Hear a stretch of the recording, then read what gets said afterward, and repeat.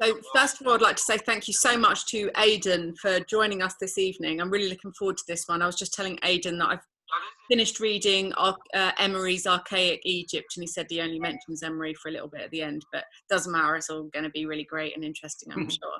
So if I could ask everyone to just turn their microphones off now, and if you do have any questions, we can either ask Aidan at the end, or you can type them in the chat box and I will ask Aidan as and when appropriate.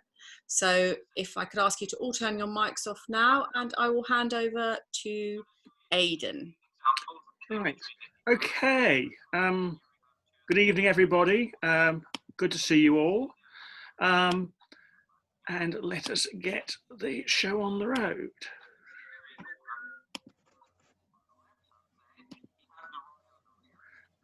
Right, okay. Right, what I'm wanting to do tonight really is to look at how a period in history gets rediscovered, particularly the early dynastic period. Because it's worthwhile bearing in mind, something which many of you will have heard me bang on about in the past, that ancient Egypt effectively is lost for millennia. And then the whole thing has to almost be rebuilt from scratch. And the rebuilding from scratch of the early dynastic period is perhaps the most sort of spectacular sort of recovery program when you're looking at trying to recover the history of an ancient civilization. Just to emphasize the period we're dealing with here, it's always worthwhile showing this chronological table at the beginning of any lecture, is with the ancient Egypt, this whole 3,000 year span of time, with a few other things, building of Stonehenge, various other civilizations around it. But here we are talking right at the very beginning of Egyptian history. Now, tonight isn't going to be about early dynastic history, it's about how we rediscovered it. But worthwhile pointing out, of course, that 3000 BC, or probably 3100, somewhere around that, that's the identification of that date is part of the whole exercise we're talking about tonight. Before that, Egypt is a number of separate entities, still debated how many of them, what sort of form they were, but in the years coming up to 3000 BC, we certainly have a proper kingdom establishing itself in the south, and that gradually takes over the rest of Egypt. And by 3100, 3000 or so BC, Egypt is for the first time a united entity, which it will remain on and off anyway for the next 3000 years. Although there are points of disunity, the basics of ancient Egypt are laid down in that early dynastic period, and therefore understanding it is crucial for understanding what happens next. However, as we'll see tonight, it was very, very late in the day that we are able to actually get a grip on what was going on at that point. So this is where we're dealing with. And up until 1894, this was the view of the early dynastic period, and also the third dynasty, which follows on. The third dynasty, some books classify it as part of the Old Kingdom, some as part of the early dynastic period, and in many ways it's a bit of both. And in a book I'm currently finishing off, I'll be dealing with the third dynasty as part of that beginning period. But basically, up until 1894, when Flinders Petrie was writing, we had nothing really we could grasp which belonged to that period.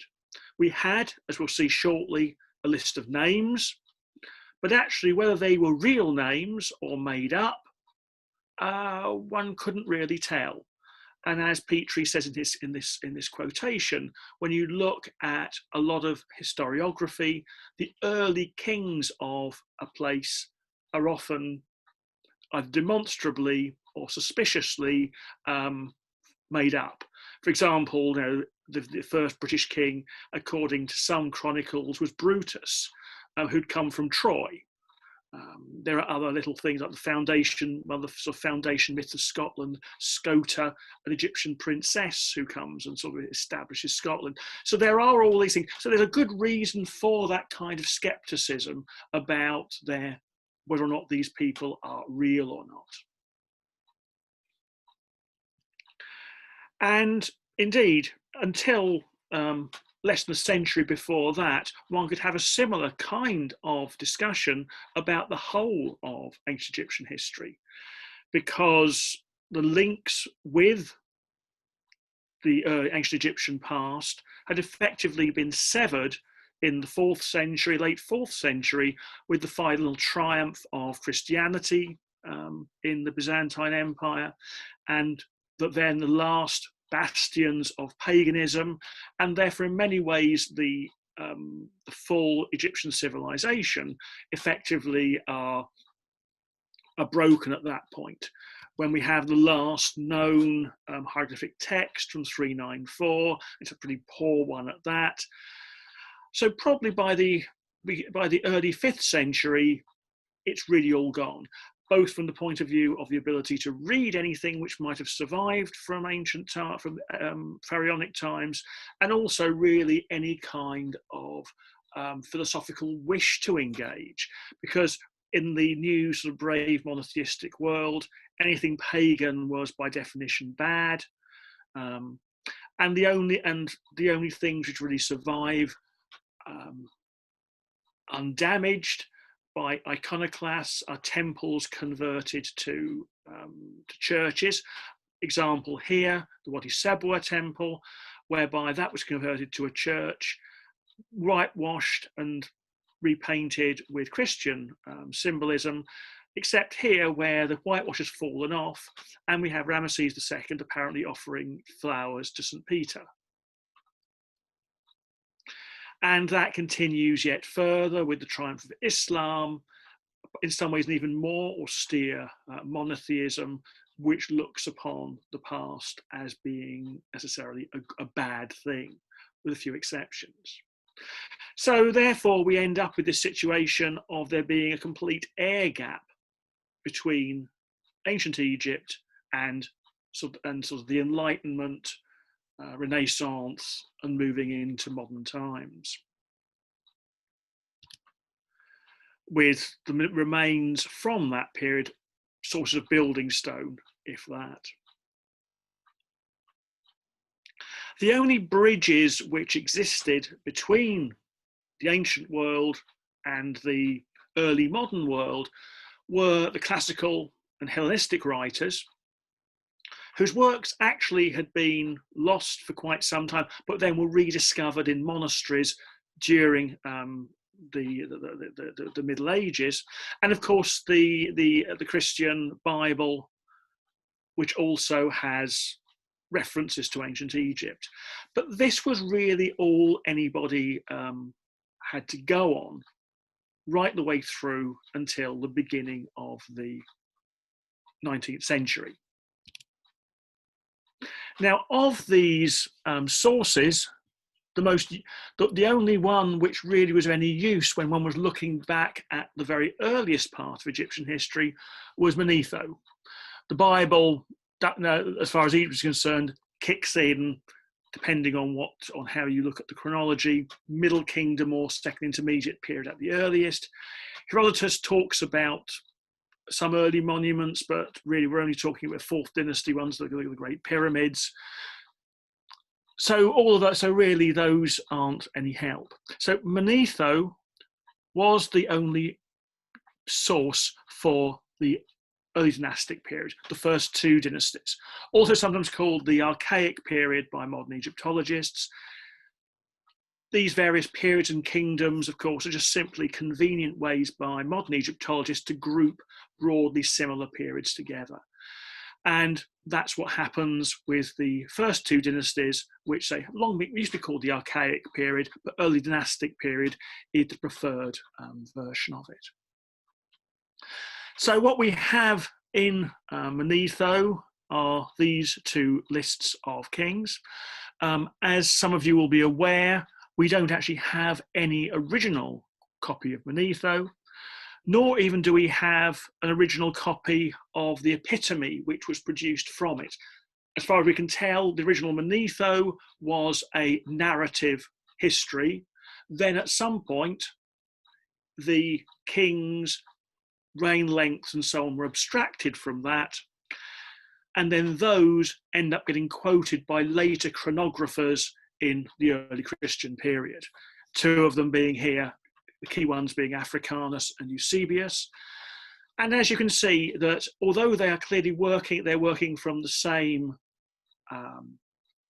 sources, ultimately the same source, i.e. Manetho's work, there have been corruptions either in their copying from copies. There's a whole history of redaction, editing, and so on, which therefore means we have this situation where you have different reign lengths between the two. Though interestingly enough, the totals are the same, so roughly the same. So that suggests something. But then, as you can see, you've got big differences in the reign lengths here. The spellings are very, very slightly different. And then for the second dynasty, although Africanus gives this whole long list of 9 names, although the Eusebius version has 9, sort of mentions 9, only those names are actually mentioned. So of the people who are in that, the only one who appears anywhere else in the classical writings is Menes, founder of the first dynasty, the founder of Egyptian monarchy, and he is talked about by Herodotus. So there is a consistent thing there, but all of this is purely based on Hellenistic and classical sources. The ability to actually do something about looking at real stuff is enhanced with everything which happens from 1798, with Bonaparte's invasion of Egypt and the beginnings of proto-archaeology in the wake of that. And publications such as the famous Description. But none of this early proto-Egyptology does anything about identifying anything which could potentially be from the earliest times. Pyramids are being recorded, although their exact date is still regarded as somewhat obscure. But at least the material is becoming known. But as for anything prior to that, there's no trace of anything.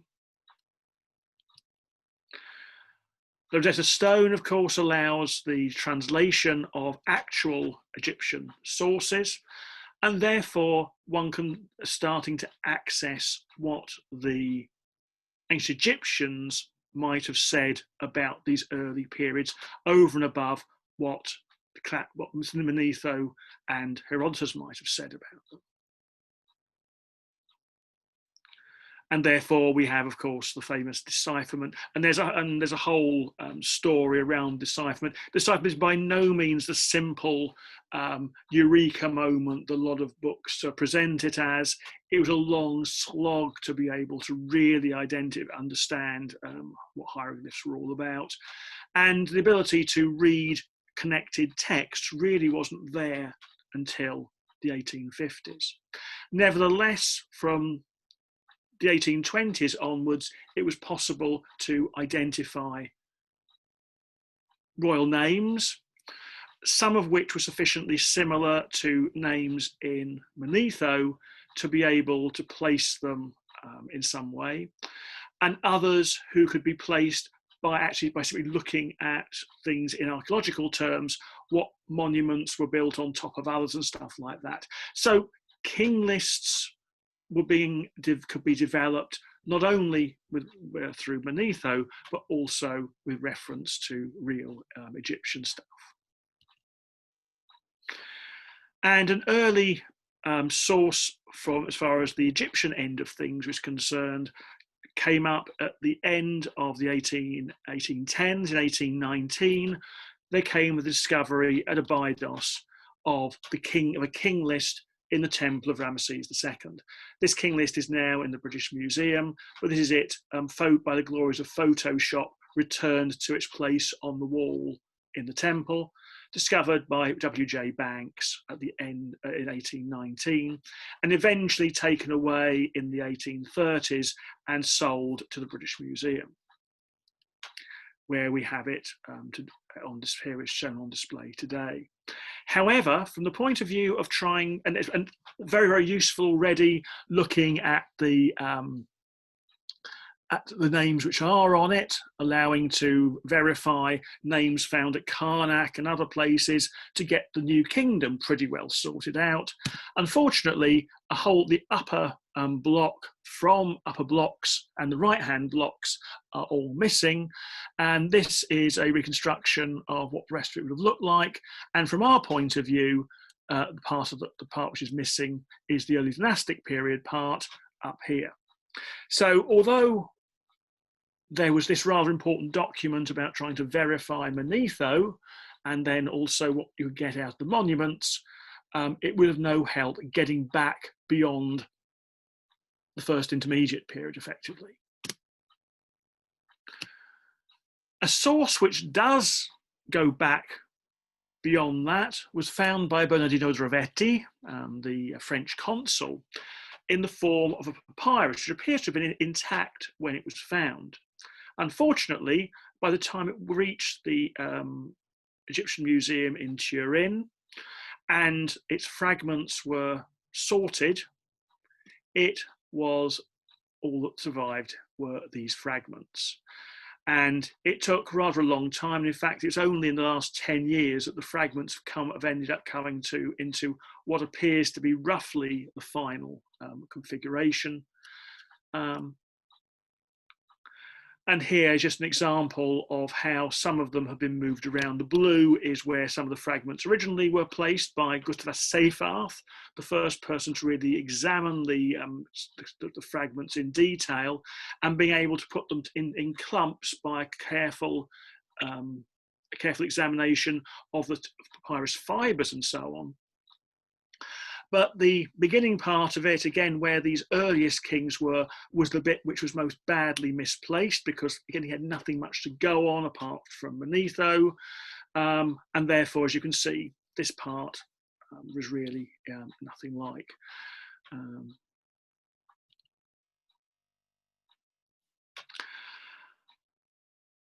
Also working at the same sort of time, this is the 1820s into the 1830s. This is John Gardner Wilkinson, first Egyptological Knight.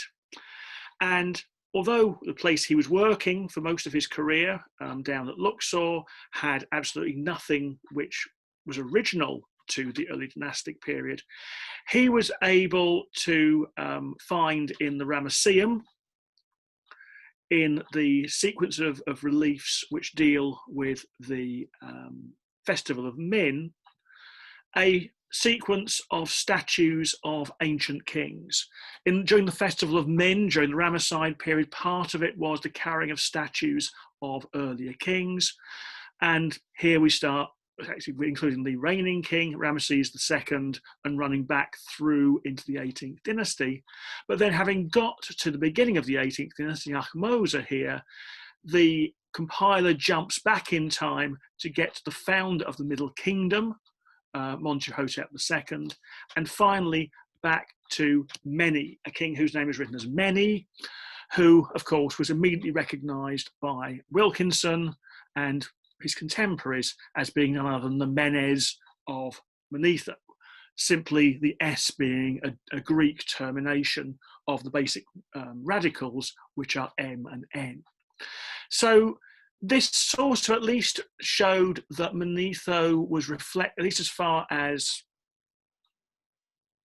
the early times are concerned, is reflecting a position which existed already in the New Kingdom.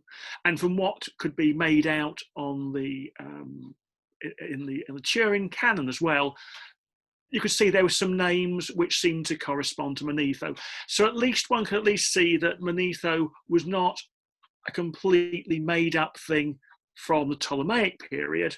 If it was made up, it would have to have been made up much, much earlier during the New Kingdom. Although there were, right through until the 1890s, people who said, well, it's quite possible they could have made it up just as well as anybody else. Particularly during what's rather interesting about the 19th dynasty, when this is produced, is this is when we get king lists in tombs and temples. There seems to be very much an attempt by the Ariviste 19th dynasty royal family to link themselves back to the remote past. And there's also a sneaking suspicion that they might have tried to take their remote past even further back than could legitimately be allowed. But, it made things better. But still, these are simply names.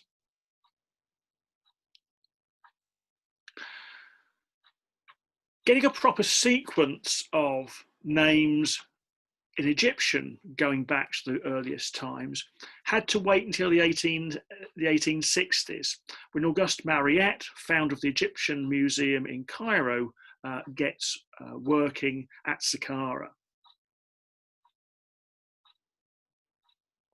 So he, of course, is the founder of the first Egyptian museum at Boulak and begins systematic excavation for the first time.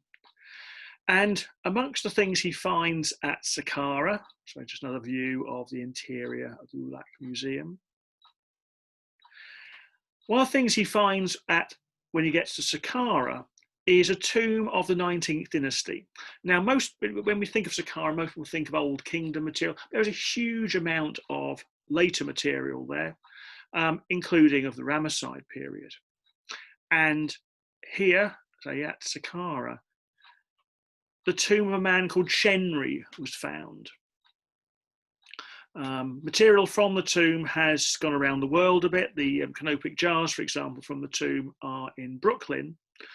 But one of the walls of his tomb chapel contained a king list. Or rather, a list of people to whom offerings are being made, placed in chronological order. And that's the same case with the king list in the Abydos temple of Ramesses II. These aren't records of the past on the wall. What they are is simply the person whose tomb or temple it was, wishing to associate themselves with the remote past. They are making offerings to ancient kings. And luckily for us, the general thought is the most straightforward way. If you're doing a list of kings, let's just put them in chronological order rather than anything more exotic. So that's what happens here. And actually, they are placed in reverse order in this case, starting off here, which would have been the contemporary, which was Ramesses II, under whom Chenri lived. And it runs on back through time until we get to the Early Dynastic Period, which is this chunk here. Although rather oddly, although it was recognised that a lot of these names did indeed coalesce with Manetho and what was being able to be seen in the Turin canon, what was rather odd was it only went back as far as a king whose name is written as Merpaben, who's in the middle of the first dynasty. So this has led to some questions about whether or not the early kings, for some reason, are not regarded as being legitimate, or which I think is far more likely, is that they couldn't shoehorn any more names into the list. He clearly had a certain amount of wall to fill up with his king list, and it was edited accordingly. For example, the first intermediate period is effectively missing, as is the second intermediate period. So there are there are plenty of reasons which aren't deep and meaningful to explain this. And one has to be always very careful, I think, when dealing with anything Egyptian material, not to jump to too many conclusions and reckon something's deep and meaningful when it might be a spelling mistake, or possibly in this case just trying to cram as much as possible onto a wall and not quite getting all the way back. Although the fact he doesn't go all the way back to Menes, who is clearly regarded by then as being the founder of Egyptian history, is perhaps slightly problematic, but I don't think one can read too much into that. And it's just a close-up view of that bit of the Saqqara king list, as it's called. Now, to go all the way back to the beginning, one had to wait for another few years until 1866, when the great temple of Abydos was finally cleared of sand by Mariette. And there, at the back of the temple, or near the back of the temple, is the great Seti I king list, which is not only completely undamaged, but also goes all the way back to the beginning. It goes all the way back to many. And there we have the two dynasties, showing the beautiful work of this, and comparing the Saqqara, the Abydos, and the Turin lists. There's a remarkable level of consistency between them, although what's quite clear is that some of the names have been distorted through time. In fact, we can now actually trace some of these names back as far as the Old Kingdom, because what's interesting about them is they're not the names that we would ultimately find on the monuments of these kings. These are to some greater or lesser degree artificial, because during the earliest dynasties, right the way through until the beginning of the fourth dynasty, kings did not have cartouches, or rather, cartouches first appear halfway through the third dynasty. Before that, they're totally unknown. But by the time that the first kinds of king lists are created, which we now know is probably fourth or fifth dynasty, the cartouche is the default way of referring to a king. And therefore, for these early kings, they have to start creating cartouches. And what we see in these cartouches, in some cases, are a version of Nebti names. Some cases, names of uncertain categorization, which we do find on the monuments, but some may be almost entirely made up. But we still don't know how and why. So this is probably the reason why they've been made up at different times, and therefore you don't have full consistency between those what are now the three great monuments, the three list: Turin, Abydos, and Saqqara. Although there's also a rather interesting factor that there is one more name in the first dynasty for the Turin and Saqqara lists than there is at Abydos, which is an interesting point, which I'll come back to in a moment. Now, although not of the early dynastic period, it had been recognised for some time that the earliest standing monument in Egypt was probably the Step Pyramid. Because cartouches were not being used at the period when the Step Pyramid was built at the beginning of the third dynasty, it was impossible to identify the name of the king, which was quite clearly written inside the pyramid, but only as a Horus name with anybody in particular. But it was certainly recognised now that this was as far back as you could go, but how far back was unclear. Some people speculating that it might actually be as far back as the first dynasty, but it was known to be sort of earlier than the fourth dynasty, which was at least a starting point. So that's really where we are in 1894, when Petrie makes in his History of Egypt, first volume of his History of Egypt volume, the quote which I put up at the beginning of this lecture. That in spite of the fact we were now 70 odd years into what you might call Egyptology, from the first meaningful bits of decipherment, the first few phases of archaeology, we were still in a position where, although we've now got names going way back to probably, on any kind of rough estimation, 3000 BC or earlier. And we know that those names are extant from at least 1200 or so, 1200 or 1300 BC, if not earlier. We still haven't got anything of them, hence Petrie's frustration here.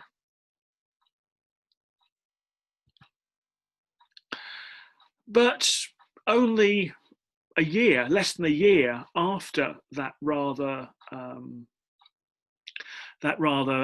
pessimistic assessment, work at the area of Naqada in Upper Egypt suddenly opened up new vistas into the remote past. This is Naqada, doesn't look particularly spectacular, but here are some of the most important discoveries from the point of view of getting something together to do with early Egypt. First of all, Jacques de Morgan, the director of the Egyptian Antiquities Service, worked here, and he discovered so-called royal tomb. This is what the state of it today. As usual, it was excavated in an early point and then not really backfilled. It's also been re-excavated a couple of times. But this is the reconstruction of it. As we look at it today, it's a very typical piece of early dynastic architecture with the panelled facades of the tomb, very similar to the tombs to be found later on at Saqqara, with most of the tomb actually in the superstructure rather than below. And this De Morgan concluded was from the beginning of Egyptian history. Various seal impressions and labels were found inside, including this one, which is one of the most debated of all items from this early period. This is the period where we're still talking about proto-hieroglyphs. The Egyptian script has yet to come into anything like fruition, and reading trying to put together the signs to actually read to make a narrative is all but impossible even today after another century of research. However, the hieroglyphs themselves are basically the signs which would then endure right the way through until the 4th century AD. And it's therefore possible to read here the sirech of a king called Hor-Aha. And then next to it, we find this rather odd pointed roofed enclosure with the title Nebti, and then a sign which reads men. And from the moment this was discovered, there was a recognition that this probably is the name Menes, written contemporaneously or almost contemporaneously with that legendary founder of Egypt as a country. But the question then was, well, what's this actually referring to? Does this mean that Men, or Menes, is the Nebti name of this king, this Horus name, Hor-Aha? So is Hor-Aha the same as Menes? Or is this odd enclosure, which isn't otherwise found around a royal name, actually something like a shrine dedicated to his predecessor, Men? So this could, typical Egyptological fashion, this is an item which is clearly tells us something very important, but quite what it tells us is less clear. It could tell us that the Horus name of Menes is Hor-Aha, or it could tell us that the predecessor of Hor-Aha is Menes. Well, one that even if there was some confusion in the ancient times, because I mentioned a different number of kings between a couple of the king lists, well, that which basically the difference is that there's an additional king early in the first dynasty in one set and not the other. So does this actually mean that in the Ramesside period, when all this is being done, there is some uncertainty as whether or not which of the early kings really is Menes? And that is a debate which continues to the present day.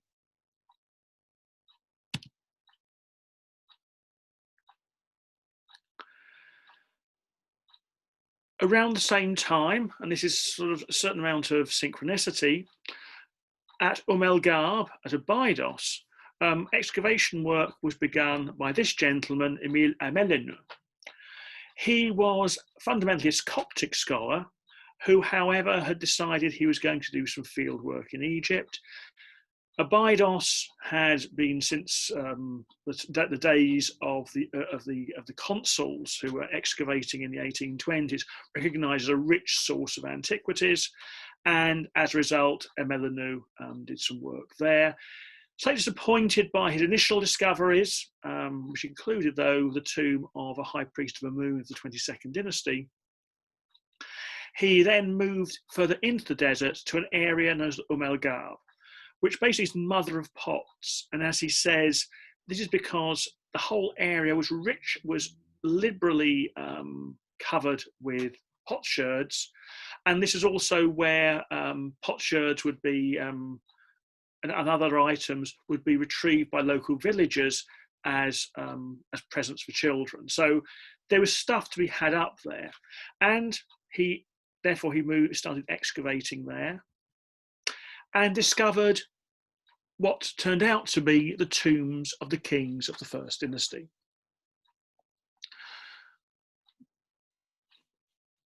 Not the one. Basically, from this, the ones to the north here wouldn't be found for another 100 years. But basically, from here onwards, with the exception of a couple of the tombs which were missed by him, he undertook the initial clearance of all of these. His work was not particularly systematic. He used large numbers of unsupervised labourers. He was not skilled at surveying, so his plans were certainly a bit iffy. Also, he was being funded by antiquities dealers back in France, and therefore what he wanted to make sure was to maintain, get really nice stuff for them, and also to enhance the value of that nice stuff. He actually then physically destroyed broken items to make sure that the perfect ones were what made it into onto the antiquities market. But he picked up on some of the names, but in a rather haphazard kind of manner. So he recognised he had got the earliest tombs in Egypt. He recognised that some of these were probably kings of the first dynasty, but he also went slightly off-piste when he discovered the tomb of King Jur, as it turned out to be, who is the successor of Aha from the label point of view. Because when he uncovered this tomb, he discovered in it not only plenty of early dynastic material, but also he discovered later material, including this thing, which is emerging from the rubble in this photograph, and a closer view of it emerging from the rubble. And what this is the so-called, is what we now know as the Osiris bed, which is almost certainly to be dated to the 13th dynasty, probably the reign of King Khenjur. However, Emeline lost it slightly, although this is quite clearly simply a sculpture of Osiris at the moment of impregnating Isis, who's in the form of a bird here, which to bear Horus, which I often say to my students is a scene of incestuous bestial necrophilia. Of course, she's his sister, as well as being in the form of a bird, and he, of course, is dead. Melanu decided this was actually a sarcophagus. There's no lid on it, it's simply a solid block of stone, but he called it a sarcophagus and managed to convince himself this was actually the tomb of Osiris, not simply, as we now know, an ancient tomb which has been adapted to be a shrine, a pilgrimage shrine of Osiris, but rather he regards it as being his actual tomb. This was his sarcophagus, and therefore Osiris was a real person. And when he found a skull in the tomb, he proclaimed this to be the skull of Osiris himself, who he viewed as being a genuine early king of Egypt, who had later been deified. And he took the same view when he came across this tomb, this huge tomb, which we now know to be the tomb of King Hierakonpolis, the last king of the second dynasty. Hierakonpolis has a rather oddly written name. Rather than the Sirech, the surrounding of the name, simply having the Horus falcon on top of it, it actually has on top of it also the figure of the god Set. And when Melanu found two skeletons in the tomb, he concluded this was actually the tomb of Horus and Set themselves. So Horus and Set were not simply gods, they were again real human kings who had then been deified. And so he therefore proclaimed that he had found the physical remains of Osiris, Set, and Horus, which, as you may probably suspect, may guess, didn't go down particularly well with the Egyptological establishment. Particularly Gaston Maspero, the professor at the Collège de France, professor at the Sorbonne, and who soon would become the new director would come back to become director of Antiquities again, was particularly scathing of this. And also, given the fairly doubtful quality of the excavation work being carried out, when Melanu went back to France and had to miss a season because he was detained back on business in France, his concession was basically removed from him, although rather naughtily without actually telling him. It was only when he approached Maspero, who'd now been reappointed director of Antiquities, about arrangements for resuming his work, he was told that El Garb was no longer his. In the meantime, while all this is going on, excavations are going on further south at the site of Hierakonpolis. This is the site for Hierakonpolis today from Google Earth. This is the desert part of it, and there is also a town mound now well and truly in the cultivation area. And during 1898 to 99 to 1900, James Quibell and Frederick Green excavated on both the town mound, or temple mound anyway, and in the desert out here. And this will be a site which was re-excavation of which began some 20 or 30 years ago and is still now a really important source of information on early Egypt. But this is the first real work ever carried out here.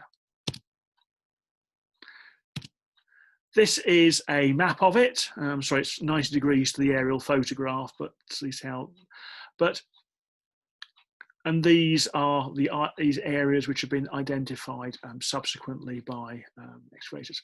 However, the key point really was there was an early painted prehistoric tomb found down here, tomb 100, and also within the town and temple enclosure, there was discovered a revetment, which seems to go back to the early dynastic period, and the so-called main deposit, which along with a couple of other deposits contained some really, really important, very, very early material. And this is a contemporary sketch of one of those deposits, showing a statue of a second dynasty king, and also the broken up remains of a copper statue of King Petrie I of the 6th dynasty. So this appears to be a deposit of temple furniture which is no longer required. And we have examples of that throughout Egypt, where something which is sacredly dedicated to a temple can't be thrown away. So if it starts cluttering the place up, these things are buried within the temple precincts. And probably most famous of this kind of thing is the great cachette of statues, of 40,000 statues found buried at Karnak in the early 20th century. And these are the statue in the picture, and also another one found nearby. And these belong to Hierakonpolis, the last king of the early dynastic period, last king of the second dynasty. And at the time, they were the earliest royal statues known. We've taken it back another few generations in more recent years, but at the time, so the discovery of these was really quite something. But the greatest of the discoveries was undoubtedly this thing, the so-called Narmer palette.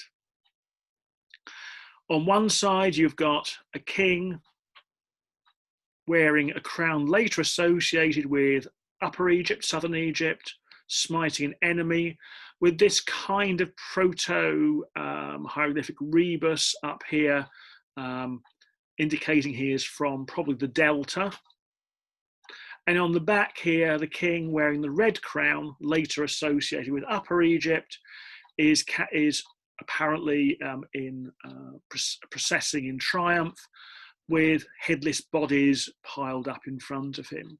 And down here you've got a bull on the basis of later practice, presumably representing the king, knocking down the walls of a temple. So all of these things taken together have led to this being often interpreted as being a commemoration by King Narmer, whose name is written up here, of the unification of Egypt. There have been other attempts at explaining this palace in other ways. Some very, very ingenious. I think in many cases probably too ingenious. And I have to say that, without wishing to seem old-fashioned, that the whole thing does mark the unification of Egypt, I find difficult to doubt. But there are others who would take other views. I think sometimes possibly simply to be contrary. There are some theories which simply seem to be that they just want to have anything which isn't the current view. Anyway, also found was this mace head, also belonging to Narmer, with an image of a person in a shrine being placed before him, which has been interpreted as being him marrying a northern princess to mark the unification of the country. Again, it's simply an interpretation, but it certainly makes some kind of sense. It also seems to talk about tribute being submitted to Narmer as well. So all of this suggests a successful war bringing Egypt together, and in which case, if it is correct, and Narmer is the unifier, he probably is the Menes of later tradition, and therefore we should read the Menes tablet as a commemoration of him by his successor Horaha. But that's something which is still not a matter of consensus amongst Egyptologists. There are things one can say for both positions. And also, going back probably even further, is the so-called scorpion mace head, probably the earliest piece of sculpture in pure pharaonic style. Pre-dynastic art differs significantly from that of historic times. But here we've got a king whose name appears to be written with a scorpion in front of him, apparently cutting the first part of an irrigation canal. So suddenly, only a few years after Petrie's pessimistic assessment of what was going on, of being able to know anything prior to the Fourth Dynasty, suddenly we have Emeline, in spite of the oddities of some of his interpretation, finding what certainly included the tombs of kings of the First Dynasty, and also also the Second Dynasty as well at Gab. And then we've also got the Hierakonpolis deposits revealing material from that time, and not only material from that time, but also stuff which can be interpreted as matching to the legendary position to do with the unification of Egypt. And although much of the sort of spotlight tended to be put on this very, very early material, the Nama material, the Scorpion material, we've already seen those two statues of King Karsekum, and here is his doorway produced during his reign in granite, indicating that monumental architecture by the end of the early dynastic period is well and truly in place. And just up here, this is his sireh, the enclosure for what would normally be his Horus name. As you can see, we've got Horus on top of it, but also a set on top of it. And this is what confused Emeline about exactly what he'd found. What he had found was the monumental tomb of King Karsekum, the last king of the second dynasty, who'd also apparently just won a civil war, because previously he'd been called King Karsekum and had a sireh with just simply a Horus on top of it.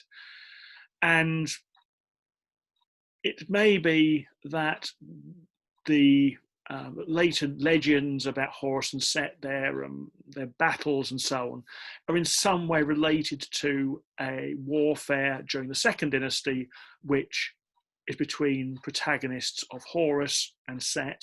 But then when it's all over, the winner adopts a policy of reconciliation, makes his name a dual one of Horus and Set, and it's with him, therefore, that the successful reconciliation following the civil war is what then lays the real foundations for the ability of the Old Kingdom to kick on, including, of course, the building of the step pyramid in the very next reign, which, again, around the same sort of time, an inscription was found which combined the Horus name found under the step pyramid with a cartouche name, which could also be found in the king lists. And therefore that neatly confirmed the builder of the step pyramid as being the first. There was some debate initially, first or second king of the third dynasty. So suddenly, all of this, we've suddenly got this great leap back in time, all in only a period of something like 5 years, from absolutely zero to suddenly having the tombs of a good proportion of these kings being able to confirm what their contemporary names are, as written in sirehs. So it's really quite something about, it's quite a period of utter revolution in understanding the early history of Egypt. And furthermore, although this had been known for some years, it was just around the turn of the century that this fragment of basalt in the Palermo Museum in Sicily was first properly published by Edward Naville, Swiss Egyptologist, and recognised for what it was, which is a fragment of a 5th dynasty set of annals of Egypt, which actually recorded every single year of Egyptian history from the Unification, as far as we can tell, right the way through to probably the reign of King Nefer-Kare in the 5th dynasty. So what you can see here, these are just simply the names of alleged prehistoric kings. But here, what you can see are each of these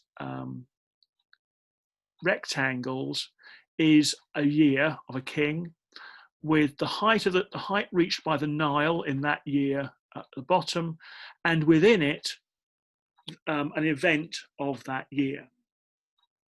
Initially, these tend to be ritual things, but then as time goes by, and now time gets the reign of Snefru here, a lot more. So it's whatever was available to the compilers in the 5th dynasty, but there was certainly enough available for them to feel they were able to produce a consistent, a year on year on year record of Egyptian history. I say including even how high the River Nile had reached in its inundation on that particular year. So again, this reinforces the whole recognition that the early past is actually knowable. Further fragments of this have been found, but still it's grossly incomplete. If one were to ever find a complete version of this, we would have a complete chronicle right the way from the beginning of time, beginning of Egypt as a united entity, right the way through to the 5th dynasty. But sadly, I suspect one never will. Now, I left El Gharb with Amenhotep suddenly finding out he'd lost his permit. And it turned out that the permit had been given to Flinders Petrie, who had been another critic of Amenhotep's work, and with Maspero, who had been a major slagger off of Amenhotep's work as the director of Antiquaries. When he applied to take over the permit, he was rather pushing at an open door. And therefore, for a couple of the 2 seasons, Petrie re-excavated El Gharb, which had, although a lot had been dug by Amenhotep, an awful lot still hadn't been really touched. And there we have Petrie. A couple of tombs had been missed altogether, so they were actually could be excavated systematically. Also, there was enough material had been left behind by Amenhotep to allow tombs to be assessed as to who they belong to, and therefore by the end of his 2nd season, Petrie had pretty well had the full list of all kings of the 1st dynasty, and was part of the way there for the 2nd dynasty. The problem with the 2nd dynasty being that not only 2 of the kings of the 2nd dynasty were actually buried at Abydos, and therefore there wasn't the clear archaeological basis for the ordering. Also, the king lists during the 2nd dynasty are a bit waffy, as we already mentioned with Manetho, and that also applies to the actual pharaonic ones as well. But although with some ifs and buts around the 2nd dynasty, suddenly we have by 1901, early Egypt is pretty well sorted. Just as a comparison of the sort of work carried out by Petrie and Amenhotep, these are the same tombs of Jer and Den. This is Petrie's plan of the tomb. This is Amenhotep's. This is Petrie's one of Den. This is Amenhotep's one. So as you can see, although schematically not too far off, it isn't an accurate plan in any way, in shape or form, as far as the Amenhotep one is concerned. So this is also an important aspect of Petrie's work at Abydos. And as I say, so therefore, by the time these 2 volumes, successive volumes of his publication of El Gharb had come together, we have the history of the first 2 dynasties pretty well sorted. Now, a huge amount still had to be done, but effectively it was just a question of filling in some of the blanks rather than making any fundamental changes to the picture as established by the end of Petrie's work at El Gharb.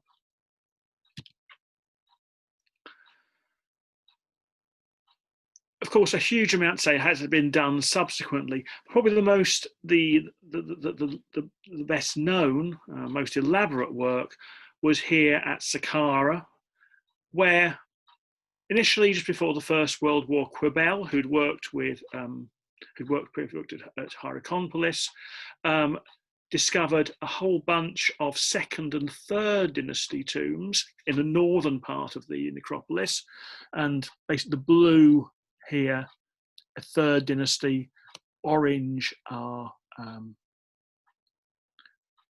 orange and green. Sorry, Blue is Third Dynasty, orange and green are Second Dynasty tombs. So he was certainly managed to find a number of the tombs of the nobility of the Second Dynasty here, but then moved on elsewhere until in the 1930s, Brian Emery began work here, and going right up to the edge of the escarpment here, he discovered a long series of First Dynasty large tombs.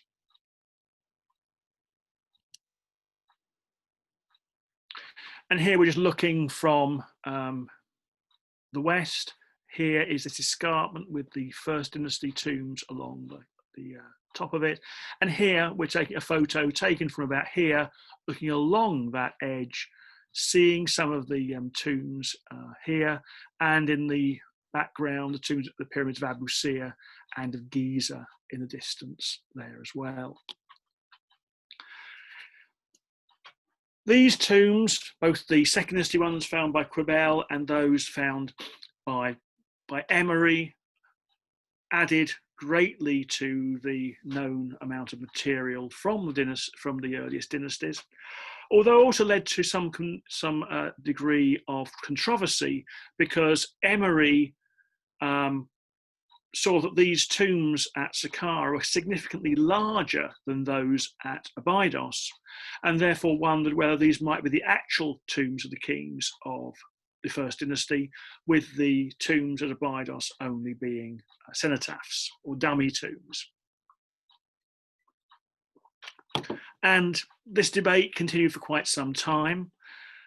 And although in 1966, Barry Kemp of Liverpool University, originally of Liverpool University and by then of Cambridge University, did a study, and he recognised that although actually if you look at the actual burial elements of the tombs at El Ghab versus the tombs at Saqqara, yes, they are smaller.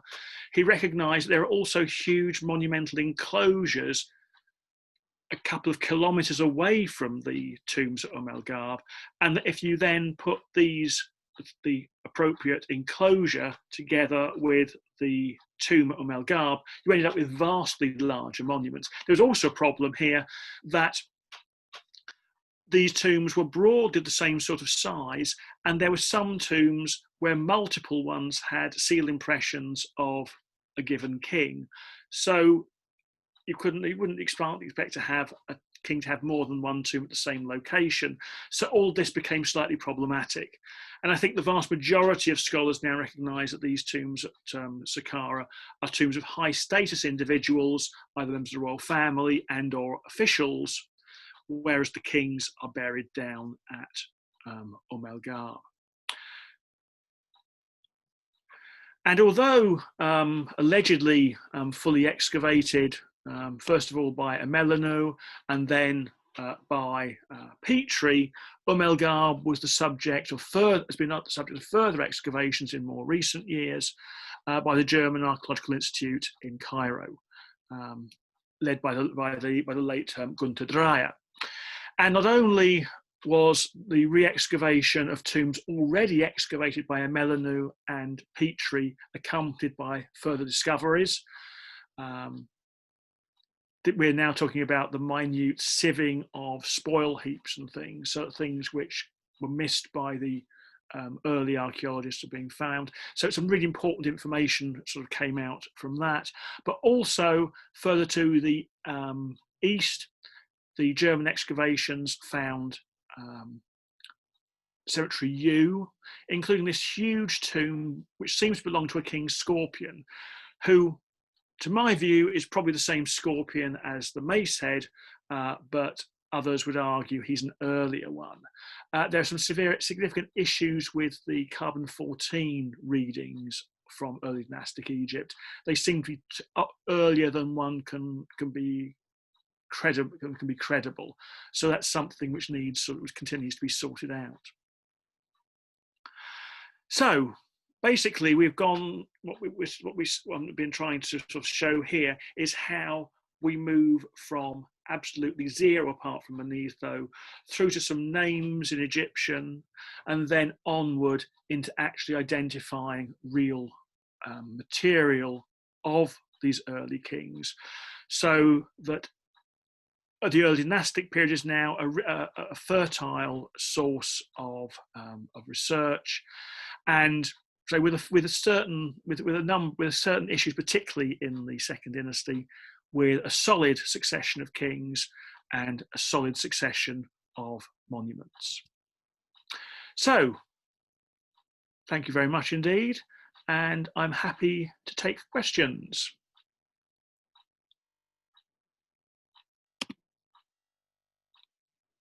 Excellent. Thank you very much, Aidan. That was very interesting. Can you explain a little bit about the different names of the kings? I know there's the Nebti name and the Horus name, okay, and how that system worked. Right. Okay. By the fifth dynasty, we have a fixed set, a titulary for kings. There are two names written in cartouches, one of which is their personal name, in the sense of the name which they were probably born with, Thutmose, Tutankhamun, all those sorts of names.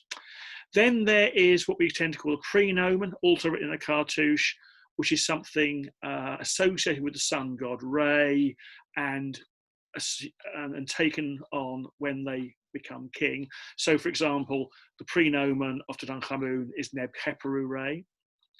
And then there are three further names, one of which is written in a rectangular enclosure with a Horus hawk on top of it, or a couple of exceptions, Set and Horus on top of it. And that's the Horus name. And then you have two more names, the Nebti name, which is prefixed by the figures of the goddesses of the north and south.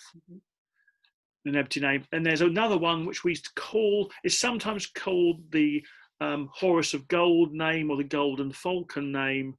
We're still not quite sure how we should actually read the title itself, which is another of these ones assigned at accession. During most of Egyptian history, the Old Kingdom and the Middle Kingdom and later, cartouche names are what are normally used. Ideally, two cartouche names, if not just one.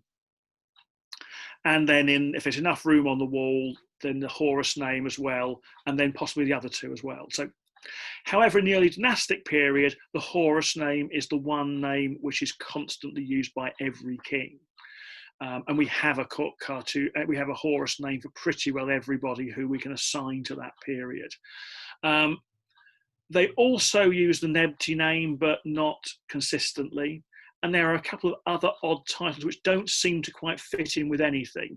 And some of those then seem to then transmogrify into the cartouche names which seem to be invented for them during the Old Kingdom. So the basic issue from the outset was that in the first three dynasties, a king who's going to call himself by one name, it's the Horus name. But then with the fourth dynasty, that flips, and fairly rapidly the cartouche name becomes the standard one. Although the Horus name still remains quite a prominent thing during the Old Kingdom, but it's never again the name which somebody is going to be called by. So were Horus and Set seen by ancient Egyptians as being real kings at some point, do you think? Don't think they do. Well, if you look at the Turin king list, there is the king list goes right way back to divine times. But I think they are, in the sense that any sort of real divine ancestor could be seen as being real. Because the Egyptians believed the gods were real. But I don't think they necessarily thought they were necessarily sort of human beings who'd then become gods. Although, interestingly enough, during the Middle Kingdom, the adoption of the tomb of Jer as being the shrine of Osiris with the Osiris bed in it may indicate there's a thought process. Well, Osiris is an early king. We know this is where the early kings were buried. Ergo, one of those must be his tomb. Well, they actually really thought the tomb of Jer was the tomb of Osiris, or they simply chose the one which was most convenient, because the tomb of Jer is sort of on the highest point of the site, and it'll make sort of a good place if you're sort of doing a pilgrimage up to it, and also it's got plenty of space inside. So there's a big question whether or not that was an equation of this tomb with Osiris, or simply saying, hey, we know Osiris was an early king, he must have been buried up here, hey, this is a nice tomb, let's use this one as his shrine. And is there an idea between the perhaps different tribal groups within Egypt, being some relating to Horus and some relating to Set? Well, that's sort of where theory has generally gone. And that, you know, the idea that Horus was the patron of the kings of Hierakonpolis, because that certainly is a stronghold of the Horus cult later on as well, and possibly that Set is somewhere else. Hence the reason why for this conflict in the Second Dynasty, and what then may transmogrify into the myths of the whole Horus, the Osiris, Horus, and Set myth. But you know, this is trouble when we're this early. We're groping around with the evidence, and you know, it may be too glib to simply say there was a Horus tribe and a Set tribe. That sort of smacks of 19th century anthropology, which isn't the sort of thing we do at all today. I think one can say is there's a significance of Horus for Egyptian kingship from the outset, and that carries on the way through until the end of Egyptian kingship. You're still finding Horus names into Ptolemaic times, but then quite what's going on with Set is slightly unclear. But what I think is quite clear is that Set's sort of real bad name, you know, which you find in the Plutarch version of the Osiris myth, is probably a relatively late thing, and that for most of Egyptian history, Set seems to be a slightly ambivalent character. Good for some things, bad for others. It's only when we get to probably Ptolemaic times when sort of European ways of looking at things in much more black and white forms is this person good or bad? Is this god good or bad? Whereas the Egyptians would never quite look at it in those kinds of terms. I think Set was sort of the thug of the gods, who, providing he was beating up the people that the gods wanted, the serpent of Apophis, he was fine. But then he'd have this rather disturbing tendency to murder his brother on occasions. Yeah, in the Archaic Egypt book, I think it was talking about the king Peribsen. Peribsen, yeah. Having the Set figure above his Sirek, and that was like the first time that was seen. Just so, and then it all gets very problematic as far as what's going on in Egypt. And then when the dust clears, we've got come secondly with the two figures. The way I read it, unless you say it's your personal one, is that it's not Peribsen who is a participant in whatever conflict has happened. It's probably he kicks off something which then becomes the civil war. Because if Peribsen had been the bad guy, if you like, if he'd been sort of an early dynastic version of Akhenaten, you wouldn't expect to find his tomb being undamaged. Also, you wouldn't find a funerary cult of his flourishing in the 4th dynasty. So that suggests that whatever happened, it wasn't Peribsen's immediate fault, but he may have done something which then his successor did something silly, perhaps. It's often the case that things are okay, you know, in looking at history, where you can get away with sort of being a bit weird if you know what you're doing, but then you pass on to the next generation and they haven't quite understood the joke, and then it all. But so that's why I think that Peribsen is doing something interesting religiously, which then turns into religious war after him, and that then continues on.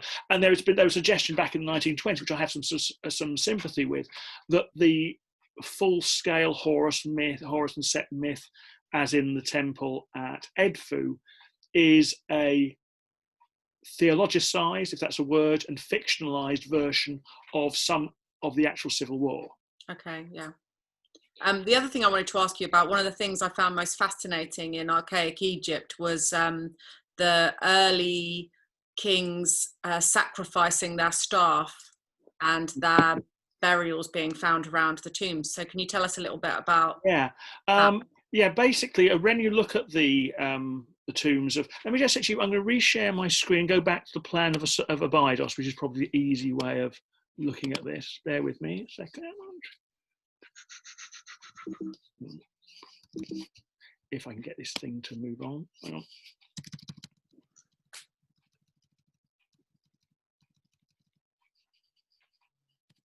Yeah. So what I'm saying here is, you can see here we've got the big tombs, and all of these are graves of retainers. About 25% female, as far as you can be told from the stele with them, and or certainly with the tomb of Jur and Jet here, the architecture shows that these all had to have been roofed over at the same time. They're not individual grave tombs to be used at different times. So all the people in here had to have been buried simultaneously. There's no sign of violence on them. So it looks as though they may have taken poison or whatever it was. But looking at the stele, they're all sort of members of the royal household. Now, we don't have, they seem to appear, this whole thing, under Jur. Although there are subsidiary burials with Hor-Aha up here, there's no indication that these were all occupied at the same time. These are all separate graves. Here, however, they are, so Jur and Jet. But what's interesting is you start off with this huge number under Jur, and also these funerary enclosures, which are a couple of kilometres away, also have these kinds of burials around them. But the numbers start to drop off fairly rapidly. So Jur has this huge cemetery of these sacrificial burials. Jet has a rather smaller number. Den has a much smaller number of them again. And by the time you move into the end of the dynasty of Semachet and Ka'a here, you've got only just a few round the edges. And it's not even clear that these had to have been occupied simultaneously. And by the time you then get to the Peribsen during the second dynasty and Karsekenwi, no subsidiary burials at all. Although these two skeletons found in the Karsekenwi tomb by Amenenu, which could be the very, very last manifestations of this. Subsequently to this, in the Old Kingdom, absolutely no evidence whatsoever. So it looks as though this kind of mass sacrifice, or obligatory suicide, whatever you want to call it, is part of that establishment of royal power. And it's interesting that in southern Mesopotamia, in Sumer, I was just saying that it reminds me of a couple of centuries later in Sumer, at the same sort of phase in the sort of building of you get this kind of thing again. So, and also then if you look down in Nubia, in late Middle Kingdom, early Second Immediate times, the Kerma culture has large numbers of sacrificed servants in the tombs there as well. So it looks as though it's a manifestation of the establishment of a state, of a very highly centralized one, and it's the king making a point that I am so powerful that I can just simply command people to die with me. But then, as things become more sort of established, that becomes less of a big thing. And so by the end of the first dynasty, they've pretty well given up. Could it be an indicator that maybe the set pharaohs weren't the evil ones, because then it does seem to have dropped off with them as well? Yeah, well, but the thing is, though, it's dropped off even well before that. Because although at Abydos you've got this gap until Peribsen, at Saqqara you have got tombs of the early kings of the second dynasty, and there's no sign of provision for subsidiary. So I think it's all gone before the end of the first dynasty, effectively, or at least in any kind of large scale way. There may still have been some people who were still dying for the king, but it must have been a much smaller number, because it doesn't register archaeologically. Emery talks a lot about the idea of a dynastic race coming into Egypt at a certain point and establishing this this kind of system. What do you think about that, or have we learned more information since then? I think I think that was a manifestation of the racist attitudes of the time. Yeah. Everything had to, and also the overemphasis on the idea of migrations. We can now trace the origins of the group who, the base of the Hierakonpolis at site. We can trace that in such a way that that's going back a long way. Clearly, artistically, there are some things happening. So it's probable there is influence from outside. Particularly, there are artistic motifs which seem to come from Mesopotamia. But that seems to be international influences on people who are already there. The idea of a sort of a great horde coming into Egypt and sort of founding and unifying everything else is something which is no longer regarded as being anything like possible. It doesn't really work with the actual material. Modern sort of anthropological theory doesn't really sort of recognise such a thing. Is that evidence found in like pre-dynastic? Is it Naqada? The more we know about pre-dynastic Egypt, the less of a sort of a sudden appearance, a sudden flowering. Yeah. The whole thing seems. So Susan has asked, where was the doorway of Kasek Semwe found? That was found at Hierakonpolis.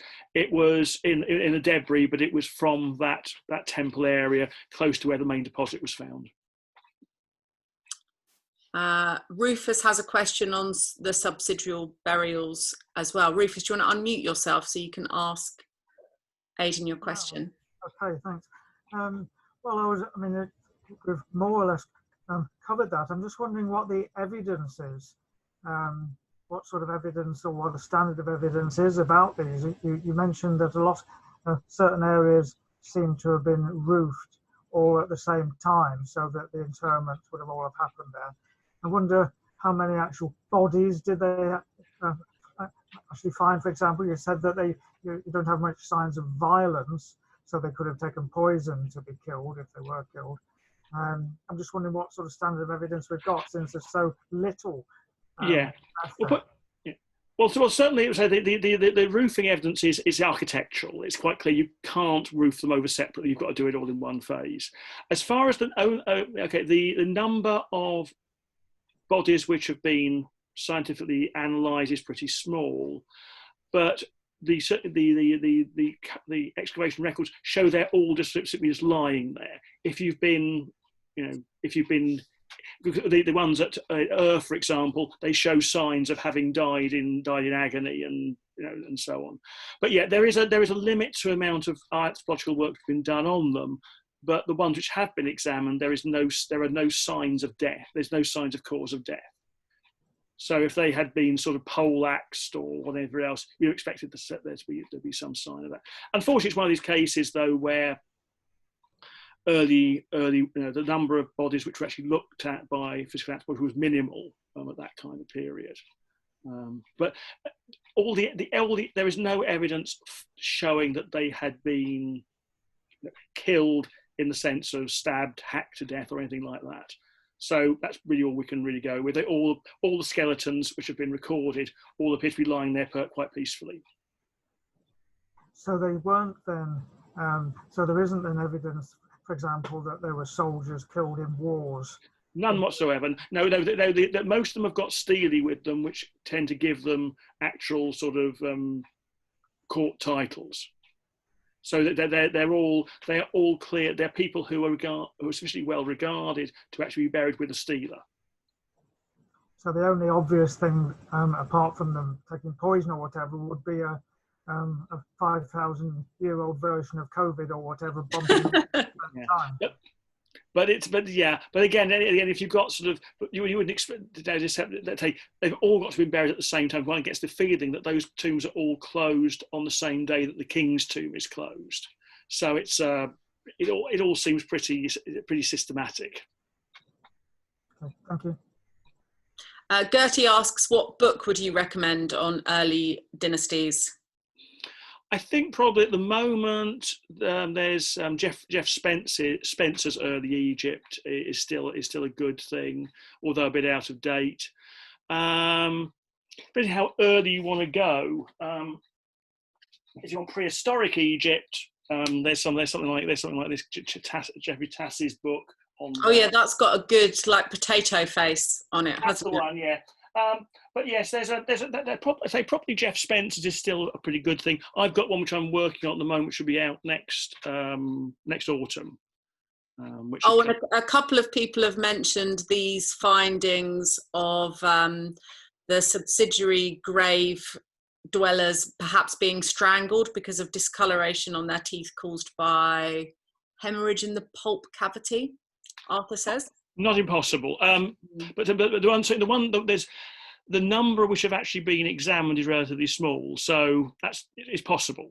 But they certainly have sort of died in a vaguely sort of voluntary way. But vaguely voluntary, that's good. Yes. Does anyone else have any other questions?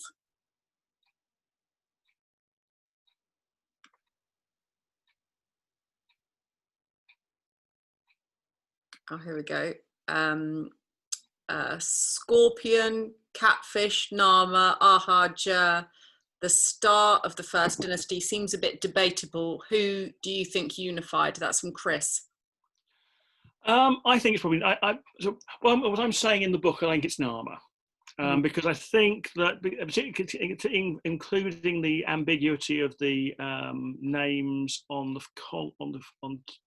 king lists, I think he kicks it off. On the other hand, it probably wasn't to be a one-off activity. So you could I would suspect that the unification is the joint work of Nama and his successor Horaha. I wanted to ask a question about the Hebsed festival and how early that came into practice. And one of the things I was reading in archaic Egypt was that it was supposed to occur after a king had reigned for 30 years, but then it started to happen more frequently. Hebsed is a bit of a problem. Because nowhere do we have anything which tells us what it's all about. In the Rosetta Stone, the Hebsed is called the 30-year feast. And actually, if you look at a lot of examples of when it's celebrated in Egyptian history, it does seem to kick off from year 30 onwards. But there are plenty of people who don't do that. We certainly know the Hebsed is happening by the beginning of the Third Dynasty, because you've got the Hebsed court and the various reliefs of Djoser relating to it. And you've got seal impressions and labels which seem to refer to it, certainly as far back as Den. I think Den is probably the earliest example. There's a label in the British Museum which talks about his. But quite what is it, whether the frequency is consistent over time or not, why some people do it out of order and things like that remains a problem. Because the Hebsed of Den is not only mentioned on the contemporary label, it's also mentioned on the Rosetta Stone. Not Rosetta Stone, the Palermo Stone, should I say. Mentioned on the Palermo Stone. And if we can be sure that is his year 30, it helps us reconstruct the rest of the fragments of the stone. If he's one of these rugged individualists who has it after 25 or 19 or whatever, that doesn't work at all.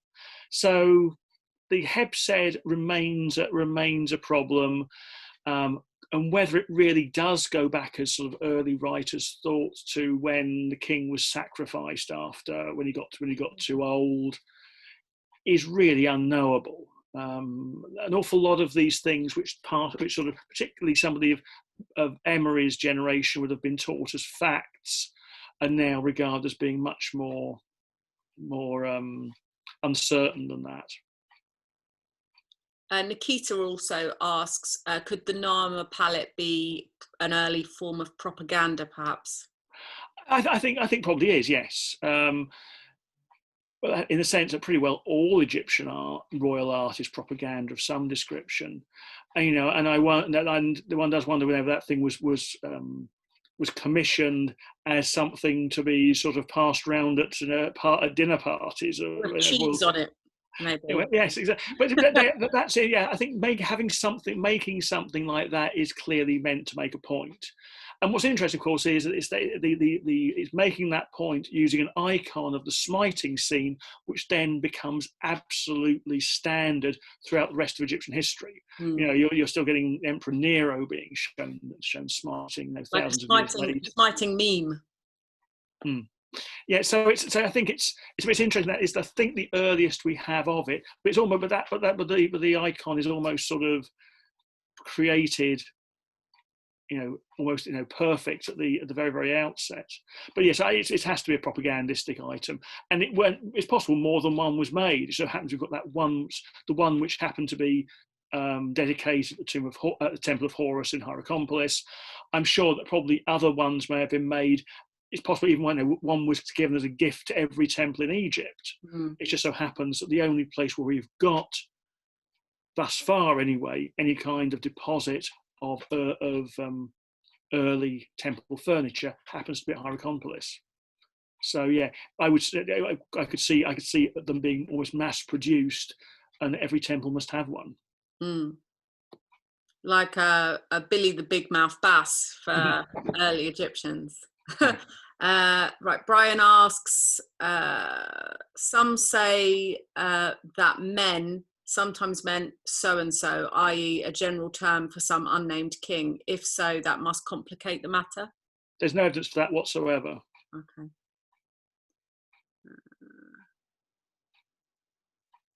Peaky asks again about the ethnic origin of the early dynastic population, where they first settled in the Nile Valley, or does settlement in the Nile Valley go back farther than the first dynasties?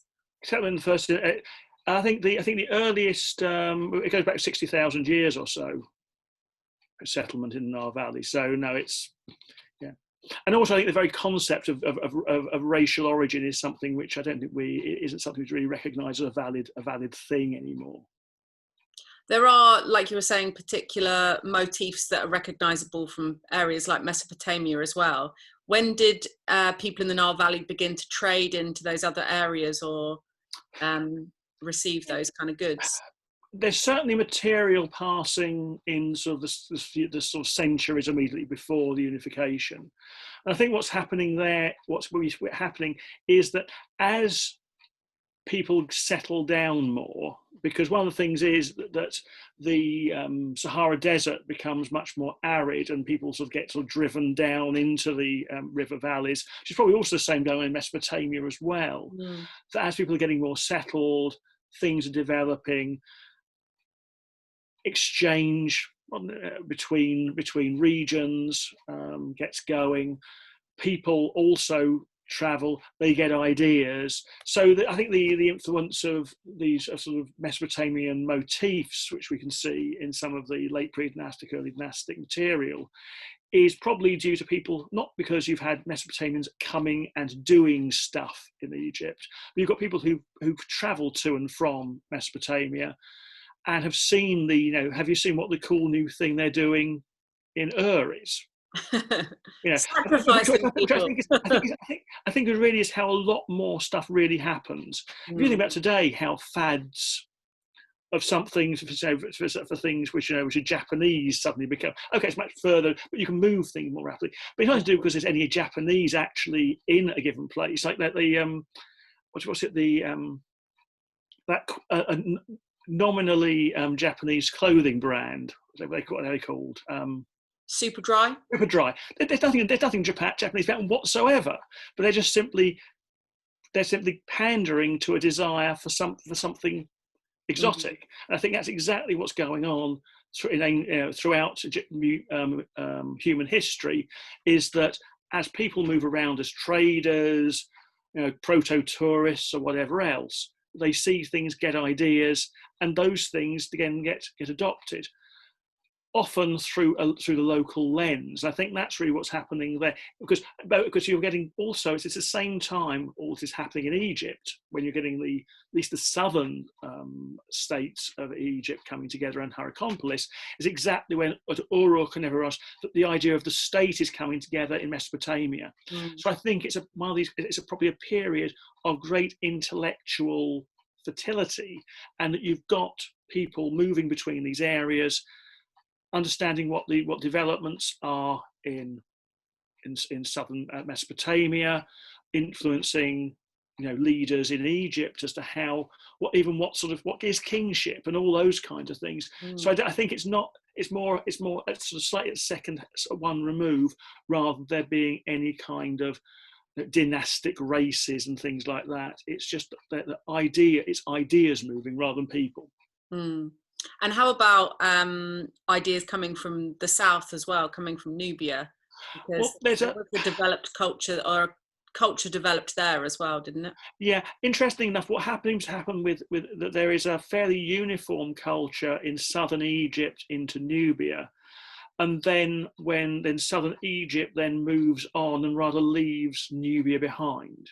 So what starts off as being a more broader southern culture, then sort of becomes rather more sort of compartmentalized, and the Egyptian bit then sort of streaks ahead rather, and also probably the people who are living there are looking northwards rather than southwards. So there's a reorientation of the sort of the more northern parts of that was originally something more of a continuum. Does anybody else have any other questions I'd like to ask Aidan? Have you got a favourite pharaoh from the early dynastic period? I think Hasekemwe, because he seems to be the sort of enlightened individual who, even though when he's won a civil war, he doesn't rub the defeated people's nose in it.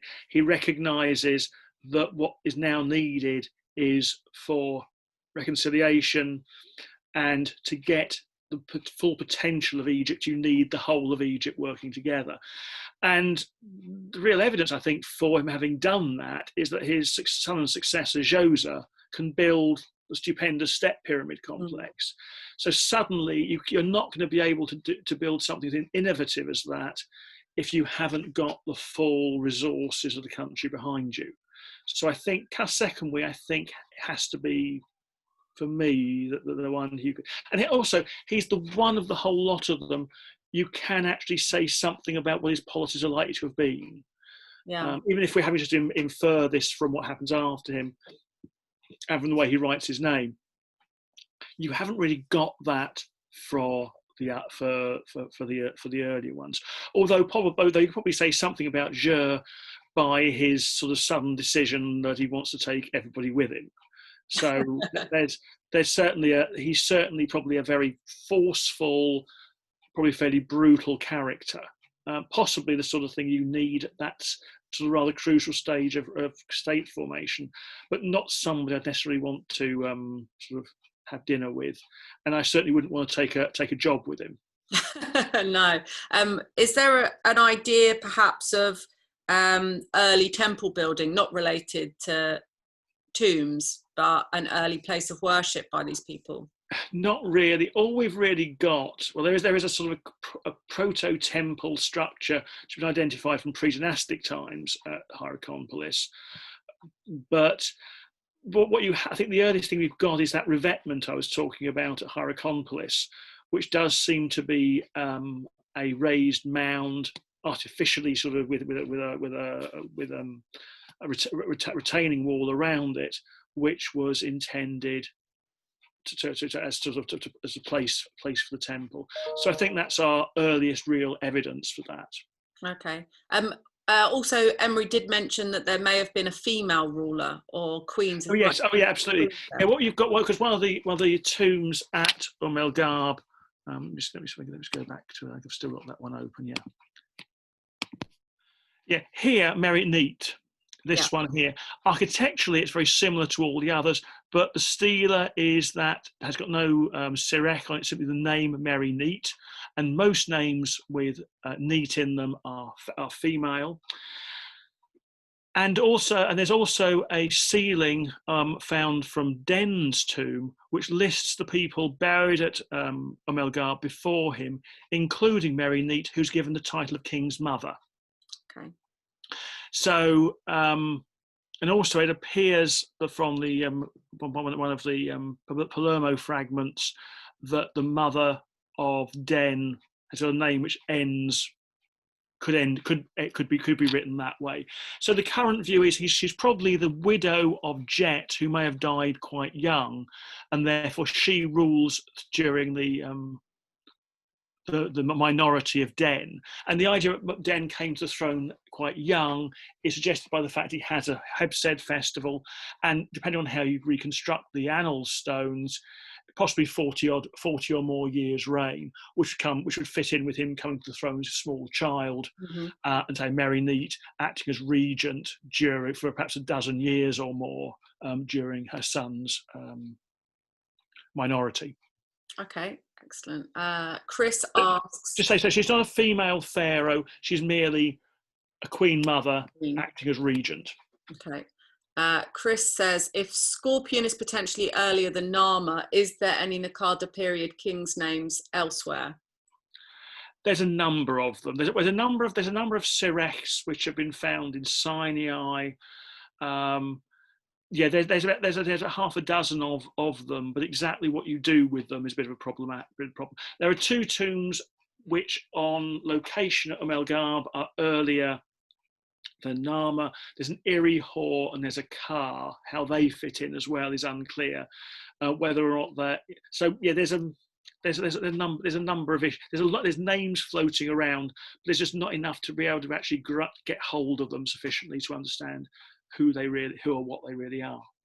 And Zoe asks, is there any evidence of animal sacrifices or sacred animals buried around? Not that early. I think we've got a queen's pet dog, I think at Saqqara, I seem to recall, but I don't recall anything which is sort of other kinds of animal deposits at this stage.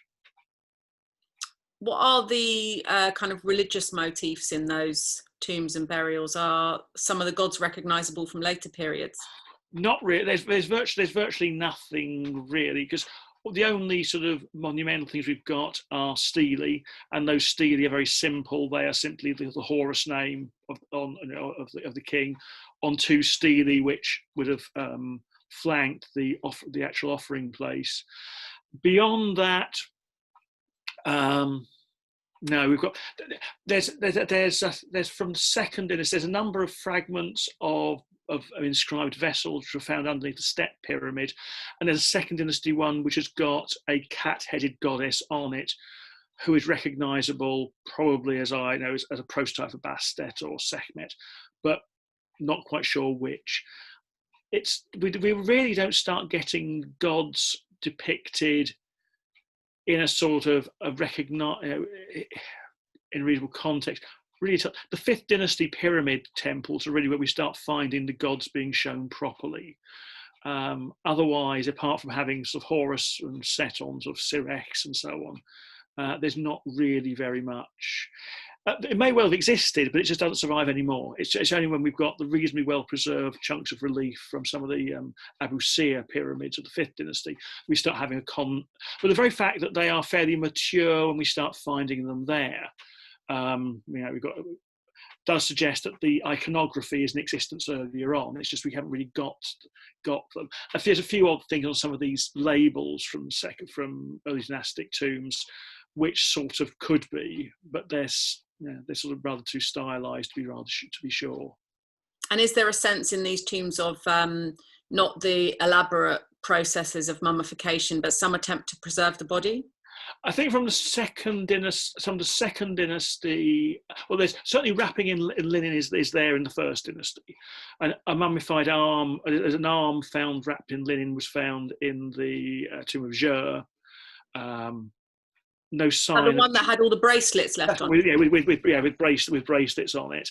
So that was there's certainly wrapping going on at least in royal burials as far back as the First Dynasty.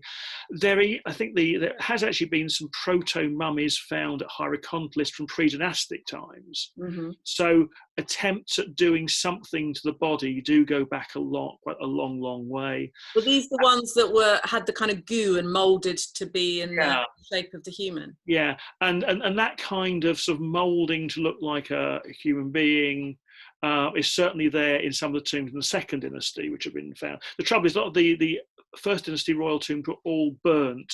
The interiors show great signs of burning, so we haven't really got very much. But some of the private tombs from the Second Dynasty do seem to have these mummies, which at least, whereby the body has been wrapped in linen and then plaster put over it and sort of moulded into form, which becomes the standard way of doing bodies through until at least the Fifth Dynasty.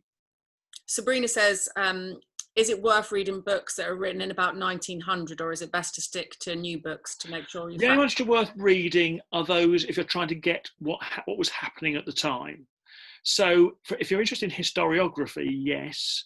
If you're interested in the actual what was found, because it's certainly worth reading Petrie's excavation reports from that point of view. Same goes for the Hierakonpolis.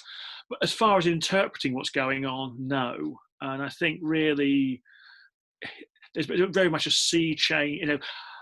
Emery is pretty obsolescent. He's good for material culture, but what's going on is more problematic. So I think it's necessary to be reading much later stuff. Actually, a pretty good book from the point of view of understanding the history of the study of early Egypt is Michael Hoffman's book on Hierakonpolis, which I'm trying to remember what the title is, where it is at the moment. Yes. That is worthwhile getting hold of. It's a little bit old, Michael Hoffman's Egypt Before the Pharaohs, but it's the guy who kicked off the new work at Hierakonpolis. He died tragically young, but that's worthwhile getting hold of, to sort of, which would back up some of the stuff I was saying today about the way that the period was rediscovered. And to end on a high note, Gertie says, were there incestuous marriages in the early dynastic period? Don't know. We haven't got anything. We can't say anything about royal genealogy meaningfully until the Fourth Dynasty, and we have got brother-sister marriages then. So it wouldn't surprise me if they didn't exist earlier on. But we've got no evidence for what's going on at that period as far as that's concerned. We've got a couple of royal female names, but it doesn't tell us how they're related to anybody. Now, we know the name of the wife of Khafre, who's also, of course, the mother of Djoser, but she doesn't bear any titles which tell us how she's related otherwise to Khafre. She could be unrelated genetically. She could be a sister. We just don't know. But she doesn't actually use the title king's sister or king's daughter. So that promising. Well, it may mean we honestly just don't know. We've got some better ideas in the Fourth Dynasty, but even then, some of them are a little bit. We're sometimes jumping to conclusions on things. Well, thank you so much, Aidan. That was brilliant. I've really got my feel of Egyptology this evening. That was really good. And thank you so much to everyone for joining us as well. And hopefully I'll see you at another one soon.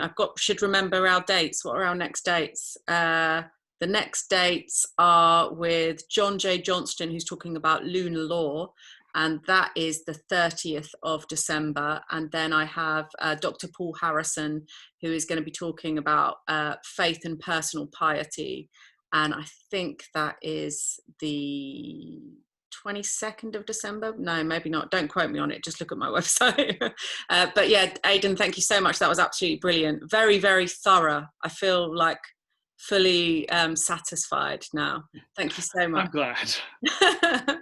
See you soon. Take Cheers. care. Have a lovely Bye. evening. Bye-bye, everyone.